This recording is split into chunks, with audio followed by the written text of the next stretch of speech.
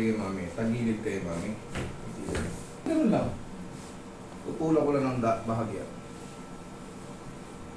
Kasi itong mga sa lower extremities natin, dito ang main yan sa lumbar, kaya kailangan natin to.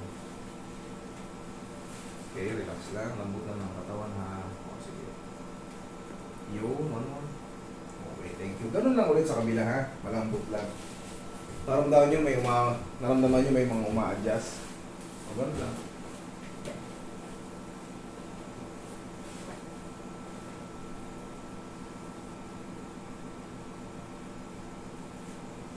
Relax na, lambot lang, ha. Okay. Okay, sige, tihaya na. Gitna ka na. Gitna. Yan, okay.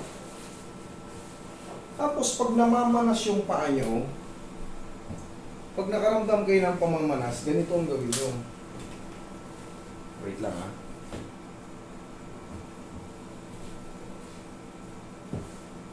Yan, pag matutulog kayo, iba, sabihin na natin, namamagana yung paa nyo. Mabigat na, parang kasama to, ha. Kasama to sa naka-elevate. Kasi yung iba, dito lang, wala ito. Sasakit yung tuhod nyo. O pag ganyan, komportable lang. Hindi masakit. Ganyan ang tamang elevation. Para yung namamagana yan, over the night, magsasubside na siya. Hindi na siya para pagising nyo, ayos.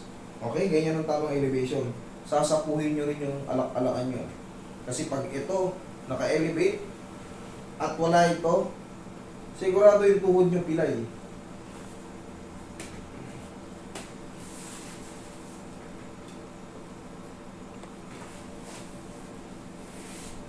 Pero anong definition ng massage? Massage is relaxation and blood circulation. So yung mga bumabara-bara, pag tama yung gaganda yung pakaramdam nyo. Tama yung hilot. Massage.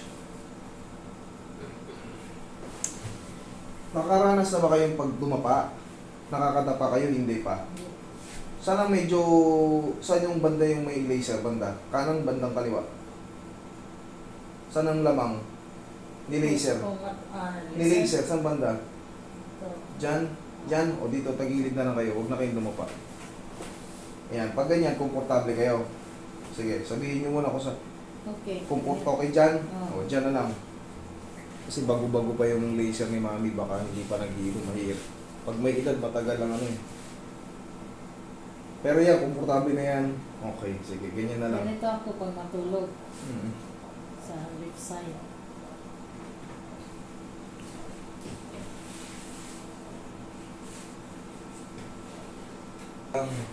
Tandaan nyo, wag naman sana, pag na-stroke kayo, within 6 months, kung gagastos lang din kayo, gumastos na kayo sa una pa lang. Hindi yung lalagpas na kayo ng taon. Pero siyempre, hindi naman pare-parehas lahat kasi ng flow ng budget eh. Yung iba, nagkapera kasi, siyempre, natulungan na ng anak, nakapag-graduate na. Ganon. Pero pagka na-stroke ka kasi, talagang kailangan agaran yan. Bigyan ka ng mga gamot, i-therapy ka na kagad. Kasi yung lalagpas sa 6 months, mami, permanent na yun. Yun na yung masakit na katotohanan eh.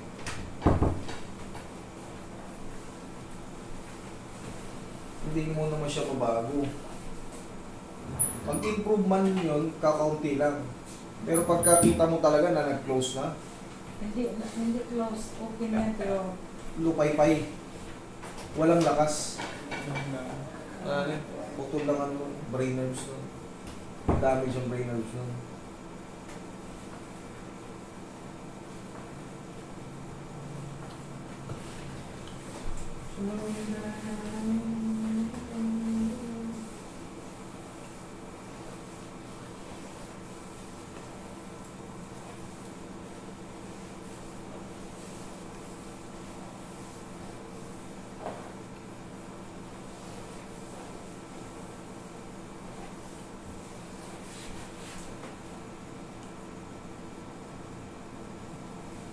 Yung pang bowl.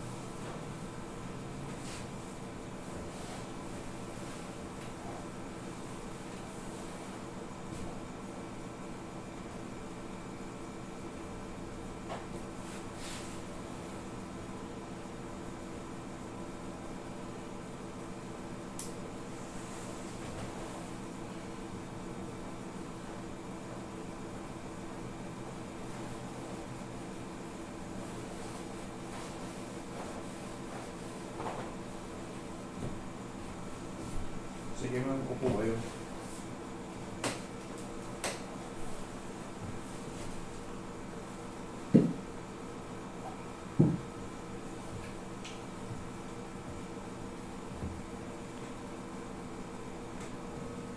Ano pa lang yan? Boundaryhan lang yan. Nasa ano kayo? Pintuan.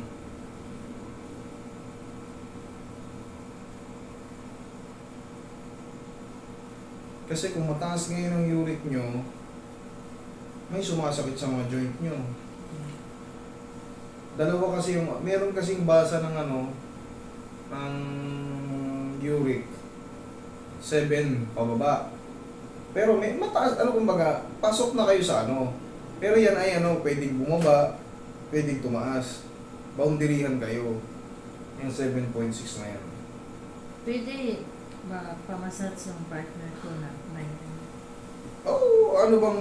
pero mayroon siyang operasyon dito kasi na disgrasya. Eh nga po, ang gagawin natin yan, it depends Ah, sa case, kumbaga, kung paano natin imamassage. Kasi syempre, kakausapin ko muna siya para maiwasan. Katulad yan, hindi iwasan natin yung pagdapa mo kasi hindi ka komportable. Dadayain natin yung mga posisyon. Okay? Ganun po ang gagawin natin. Kung sakali man siya may opera rito, titignan ko muna yung physical appearance niya kung ano rin ang ipapahigot niya. Kung hindi naman maapektuhan, okay, why paano not? lang po siya? Neuropathy po. Neuropathy. Pag dito ang ano, pwede natin yun, hindi iwasan na natin yung kung bagong operation. Pero kailan ang ano niya? Kailan siya ioperahan? Mga 3 years ago. Ah, matagal na pala eh. Ang neuropathy kasi, tandaan nyo, isa yan sa ano, sa diabetic. Neuropathy, nephropathy, retinopathy. Yan, neuropathy, pero dili siya. Taas ang sugar, high blood. High blood. Ano ibig sabihin ng neuropathy? Na yung mga nerve mo nagkakanda sira-sira. Mister nyo kung anong may tutulong ko. Okay? Ami? Thank you.